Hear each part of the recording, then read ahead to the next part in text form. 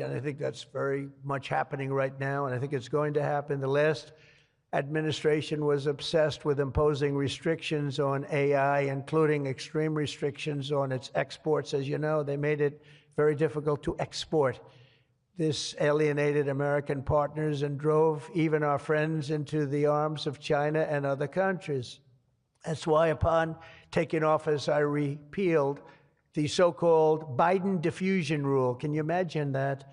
That crippled American AI exports, the Biden diffusion rule. I wonder who came up with that name, because he has no idea what it is. He had no idea what it was. He came up with a rule. I wonder who drew that one. I wonder, was that signed by the auto pen, I think, because they went to him and said, we're going to do a diffusion rule. Mr. President, what? It's okay, the auto pen will take care of it. It's one of the greatest scandals in the history of our country, let me tell you. Under my administration, we will maintain necessary protections for our national security, but we will never forget that the greatest threat of all is to forfeit the race and force our partners into rival technology. We're not going to do that. We're not going to do that. Okay? Not going to let that happen. That could be the end. When I traveled to the Middle East in May, every leader I met was thrilled to do business with American tech firms and with America, and they were all thrilled to meet me, believe it or not. It's hard to believe, isn't it? But they were. By the way, most powerful woman in the world is here today. Susie Wiles, stand up, please. Susie Wiles, Chief of Staff. She can take out a country with a mere phone call. No, they just voted her the most powerful woman anywhere in the world. She might be the most powerful person in the world, I think. But she's done hasn't she done a good job, though, huh? Good. But we're going to come home with trillions and trillions of dollars in deals, and that's the way it is. But the King of Saudi Arabia, I met three great leaders. I went to three countries predominantly. King of Saudi Arabia said, and I can say that Qatar and UAE, the leaders, brilliant guys, great people, they said the same thing. They said, you know what, that 1 year ago, your country was dead. It was a dead country. They were looking at China, they were looking at other places, but you had a dead country. And today, Mr. President, you have the hottest country anywhere in the world. They said that, and they meant it so strongly. And when I went to NATO 2 weeks ago, where we made the deal where they pay 5% instead of 2%, they said the same exact thing. They said, boy, I tell you what a difference it is. It's a year ago, you people were dead. We didn't think you were going to make it as a country. Today, you're the hottest country in the world. They all said it. All those leaders said it, 30 of them. So today, I'm signing another major executive order that will turn America into an AI export powerhouse. Under this order, Secretary Lutnick and Secretary Marco Rubio's doing a great job as Secretary of State, will work to rapidly expand American AI exports of all kinds, from chips to software to data storage of all kinds. And that's very important. That's going to give you the freedom to do what you want to do. And third, once and for all, we are getting rid of woke. Is that okay? Because I know you had to hire all woke people. I heard you had to hire all woke people under some of these things. How about the chips, where they give you the chip nonsense, where they give you billions of dollars if you only build a chip company? These people have plenty of money. They don't need the money. They need the permits. They need the rights to do it. They don't want to pay tariffs, so they come and they build here. That's why they're coming here. They like, number one, they like me, but they like not having to pay tariffs even more. And they're coming. But Biden gave billions of dollars to companies that have nothing but cash. And they don't say where to build. It's just give them money. But here's the problem. They have to hire lots of woke people. And they say woke isn't for this particular industry. We've noticed that. They're not for a lot of industries, if you want to know the truth. So the guidelines were impossible. They're going to give you money, but you got to hire this and this and this and that. And I don't want to get into it too much because I don't want any controversy today. But you have to hire a lot of people that were not into this particular world that you're in. And so therefore, all the money they gave didn't mean a damn thing. One of Biden's worst executive orders established toxic diversity, equity, and inclusion ideology as a guiding principle of American AI development. So you immediately knew that was the end of your development.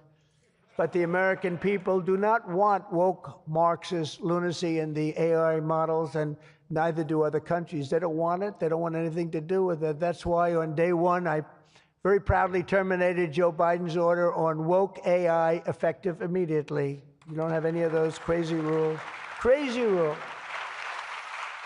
And in just a moment, I will be signing an order banning the federal government from procuring AI technology that has been infused with partisan bias or ideological agendas such as critical race theory, which is ridiculous. And from now on, the U.S. government will deal only with AI that pursues truth, fairness, and strict impartiality. We're not going to go through the craziness that we've gone through for the last 4 years. And then we skip 4, and then you go back, and it started then. But it hung around a little while. Now it's not hanging around at all. Now it's actually very uncool, as somebody told me the other day. It's so uncool to be woke. I encourage all American companies to join us in rejecting poisonous Marxism in our technology. It'll be very interesting to see what's happening in New York, because they're actually thinking of electing a communist in New York. They like to call him a socialist. He's not a socialist. He's a communist. But don't worry, you're going to be okay. He still has to get his money from the White House, and that's not going to happen until he shapes up. But as an example, we are not going to allow men to play in women's sports. That's an example. That's one. And they say that's an 80-20 number. They say 80% would be against it. No, it's not 80-20. It's about 97-3. And I don't know who the 3 are. I've never seen anybody. I've never had a person. I've seen everybody. I'm a very open person. They come up to me and they talk to me. I've never had anybody come up, "Sir, you have to let men play in women's sports." I've never had it. I deal with hundreds of thousands of people. Every time I talk to somebody, nobody's ever, they talk about AI, they talk about everything, but they've never said, "You gotta allow, this is ridiculous. Men should be allowed to play in women's sports." It's sort of crazy, isn't it, huh? You have to see, did you see the race? It was a race, a long distance marathon, one of those all-day deals, and we had one of the great female runners, and we had one of the great male runners, and at the end of the day, he won the race by 5 hours and 14 seconds. They waited around for the really good athlete female. It's very demeaning to women, I want to tell you that, but they waited, her parents were waiting for hours. Somebody said, "Why don't you go back to the hotel and sleep for a few hours and come back and meet your daughter?" This is what they do. You got to see the weightlifting records, though. They're the best of all. A woman lifted 212 pounds. It was a world record. It held for 18 years. And now a man who transitioned came up and looked at the bar. "How much is it?" 212 pounds. "Oh, let me try it." Bing, bong.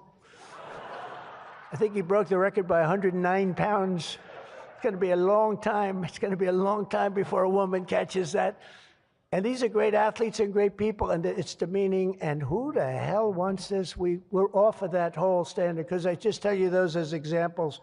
We're off of it. The reason the last administration was so eager to regulate and restrict AI was so they could limit this technology to just a few large companies, allowing them to centralize it, censor it, control it, weaponize it.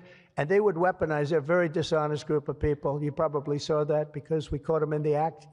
We really caught them. We had it before, but now we really have them.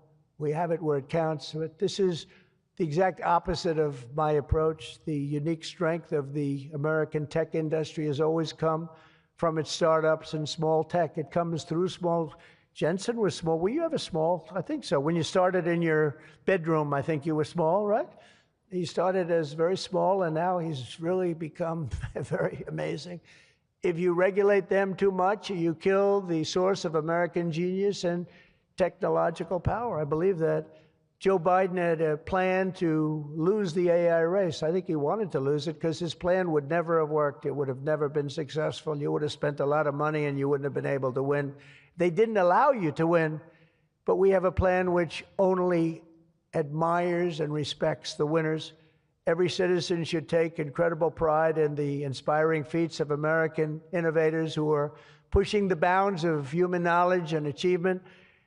The people of OpenAI, Google, Meta, and countless startups are proving once again that America is impossible.